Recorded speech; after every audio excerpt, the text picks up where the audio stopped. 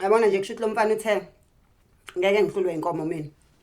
Ukuthi inkomo le akusho ukuthi iyazi kangcono inkomo kunami. Hayi ngeke nje. Angeke trend inkomo ngikhona. Sengingatrend inkomo ngenkomo ngikhona. Nami ngiyakwazi ukudla inkomo. Wathatha inkomo umfana wayidla. Wathatha ikhamera umfana washutha. Wathi bukanike.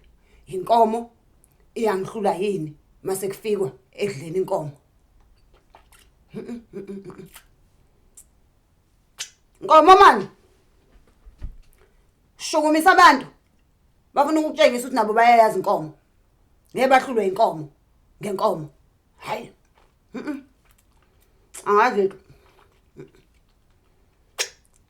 Sekukunina ke bahlali. Inina ke esenizosho ukuthi umfana uyayidla inkomo ukudlula inkomo noma inkomo yazi kangcono ngenkomo. Ngoba nakuphela zindawo zombili. Khotha ikhothayo. Angayikhotha iyayikhahlele. Yeyikort vate yeyikort. Vate yinikortni yeyikahlele.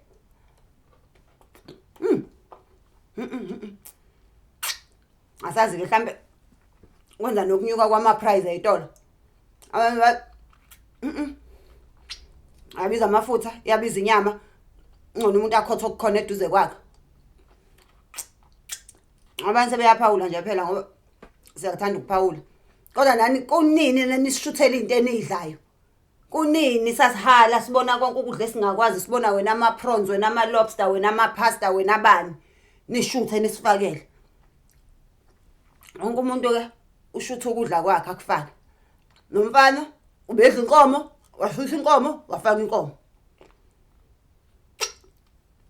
Wonke umuntu ufaka into ayidlayo. Anifoni.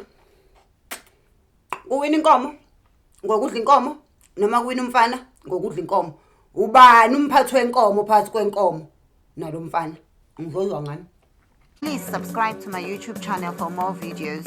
Subscription is free. Mahala.